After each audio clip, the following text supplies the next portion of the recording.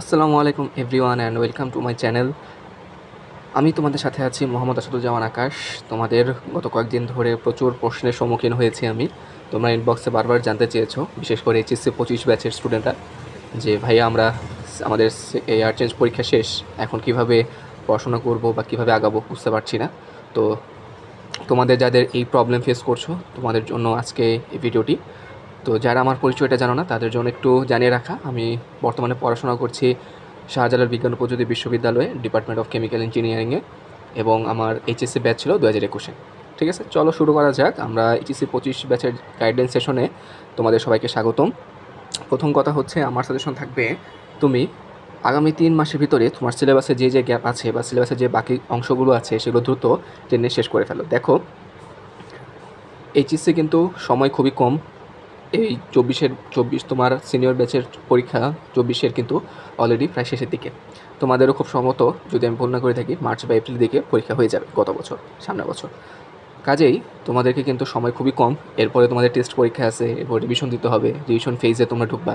কাজেই এখন যাদের যাদের সিলেবাস মোর দেন 50-60% গ্যাপ আছে, তারা কিন্তু খুবই কী বলবো, রেড জোনে আছো। তো যারা রেড জোনে আছো বা যাদের সিলেবাস এখনও 50-60% কমপ্লিট হয়নি, তারা দ্রুত এখনই টেবিলে বসো, দ্রুত টেনের সিলেবাসগুলো শেষ করে ফেলো। আশা করি বুঝতে পারছো। এরপর আসো সেকেন্ড পয়েন্ট, যেটা হচ্ছে নিজের উইক পয়েন্টগুলো ফাইন্ড আউট করা। দেখো, আমরা অনেক স্টুডেন্ট আছি যারা ম্যাথ হয়তো ভালো পারি, বায়োলজি পারি না, আবার বায়োলজি হয়তো খুব ভালো পারি, ম্যাথ পারি না।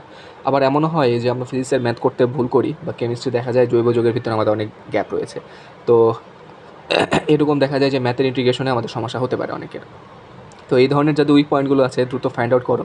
ফাইন্ড আউট করে এখনই পড়াশোনা করো এই উইক পয়েন্টগুলো যাতে তুমি সলভ করতে পারো। যার যেই চ্যাপ্টারের উইক পয়েন্টগুলো আছে সেই চ্যাপ্টারগুলো এখনই দ্রুত কমপ্লিট করে ফেলো, সেটা হবে বুদ্ধিমানের কাজ। এবং খুবই ইম্পর্টেন্ট যে বিষয়টা, সেটা হচ্ছে এই যে আমি বলছি বারবার, সিলেবাসটা দ্রুত শেষ করতে হবে তোমাকে, এবং সাথে তোমার নিজের যে উইক পয়েন্ট বা উইক চ্যাপ্টারগুলো আছে সেগুলো তোমাকে শেষ করতে হবে। আসলে শেষ করার ভালো প্রসেস বা ইজিয়েস্ট প্রসেস কোনটা? ভাইয়ার সাজেশন থাকবে, যেটা আমি আমার স্টুডেন্ট লাইফে ফলো করছিলাম, সেটা হচ্ছে একটা প্রেপ চার্ট বানাতে। ঠিক আছে, আমার যারা রেগুলার ফলোয়ার আছো তারা আশা করি আমার প্রত্যেকটা ভিডিওতেই এই টার্মটার সাথে হ্যাবিচুয়েট আছো, কারণ এই টার্মটা আসলে এত ইম্পর্টেন্ট যে প্রত্যেকটা ভিডিওতে আসলে আমাকে বলতে হয়। তো যাই হোক, যারা জানো না তাদের জন্য একটু বলে রাখা, সেটা হচ্ছে প্রেপ চার্ট হচ্ছে এমন একটা চার্ট যেখানে তুমি তোমার চ্যাপ্টারের নাম লিখবে। ধরো ফিজিক্স ফার্স্ট পেপারের একটা প্রেপ চার্ট বানাচ্ছ, তো সেক্ষেত্রে প্রথমে চ্যাপ্টারের নামগুলো লিখবে। দেন তুমি এই চ্যাপ্টারের আন্ডারে তোমার টিচার তোমাকে যেই এরিয়াগুলো পড়তে বলছে বা যেই জিনিসগুলো পড়লে তোমার একটা চ্যাপ্টার ফুলি কমপ্লিট হবে, ফর সেকেন্ড ইয়ার বলো বা অ্যাডমিশন বলে, এটা তোমার এইচএসসি লাইফের প্রত্যেকটা ক্ষেত্রে কাজে লাগাতে পারবে। তো সেই এরিয়াগুলো এখানে একটা প্রত্যেকটা কলাম হবে।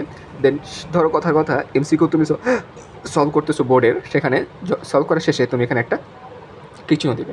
এভাবে একইভাবে বোর্ডের 10 থেকে 15টি সিকিউ সলভ করার পর এখানে একটি টিক চিহ্ন দেবে। আমি আসবো সামনে, ভিডিও শেষে রয়েছে তোমাদের জন্য ফ্লো চার্ট, অর্থাৎ কীভাবে খুব দ্রুত তোমার সময় ছিল শেষ করতে পারবে, তার জন্য কী কী পড়া লাগবে, আসলে তুমি কীভাবে বুঝবে একটা চ্যাপ্টার তোমার ফুলি কমপ্লিট হয়েছে, সেটার জন্য ফ্লো চার্ট আমরা বুঝিয়ে দিব। সো এই চ্যাপ্টারের মাধ্যমে তুমি 1 নম্বর এবং 2 নম্বর পয়েন্টটা কিন্তু তুমি শেষ করতে পারো, অর্থাৎ সিলেবাসগুলো শেষ করতে পারবা, প্লাস নিজের উইক পয়েন্টগুলো ফাইন্ড করতে পারবা। তোমার যখন দেখবা যে একটা ছকে তোমার টিক চিহ্ন কম, তখন বুঝবাতে তোমার ফিজিক্স ফার্স্ট পেপারে গ্যাপ আছে, অথবা ওই পার্টিকুলার চ্যাপ্টারে তোমার গ্যাপ আছে। আশা করি বুঝতে পারছো। এরপর আসো নাম্বার 4-এ। নাম্বার 4 হচ্ছে, এতদিন যে যেখানে পড়েছো, কেউ হয়তো অফলাইন টিচারের কাছে পড়েছো, কেউ বা অনলাইনে কোনো ব্যাচে পড়েছো, বা অনলাইনে কোনো কোচিংয়ে পড়েছো, বা কোনো ভাইয়ার পার্সোনাল ব্যাচে পড়েছো। তো যেখানেই পড়ো না কেন, এখন কিছু এক্সাম দিলে সবথেকে বেটার হয়, কারণ ইয়ার চেঞ্জ পরীক্ষা দিয়েছো, আগামী 3 মাস পরে কথা বলছি। 3 মাস যখন তোমার রিভিশন শেষ হয়ে যাবে বা সিলেবাস শেষ হয়ে যাবে, তখন কিছু এক্সাম দিলে বেটার। টেস্ট পরীক্ষার আগে আমরা আরেকটা টেস্ট ম্যাচ বা টেস্ট পরীক্ষার কথা বলছি আর কি, বুঝতে পারছো? তো আমরা টেস্ট পরীক্ষা বসার আগে আরও একটা প্র্যাকটিস সেশন বা টেস্ট ম্যাচ যেটাকে বলা হয়, সেটা আমরা দিলে খুব বেটার হয়। তো তোমার অফলাইন যে টিচার আছে তাকে বলবে এক্সাম নিতে, ঠিক আছে? আশা করি বুঝতে পারছো। এরপরে আসো, এরপরে হচ্ছে 5 নাম্বার পয়েন্ট যেটা, সেটা হচ্ছে হালকা পাতলা অ্যাডমিশনের পড়া শুরু করা। দেখো, তোমরা যারা ভালো স্টুডেন্ট আছো বা যাদের টার্গেট হচ্ছে ঢাকা ইউনিভার্সিটি বলো বা বুয়েট বলো বা মেডিকেল বলো, এখন থেকে কিন্তু যারা ফার্স্ট ইয়ারে অ্যাডমিশনে তেমন কিছুই পড়োনি, তারা কিন্তু চাইলে হালকা পাতলা তোমাদের অ্যাডমিশনে পড়া স্টার্ট করা উচিত আমার মতে।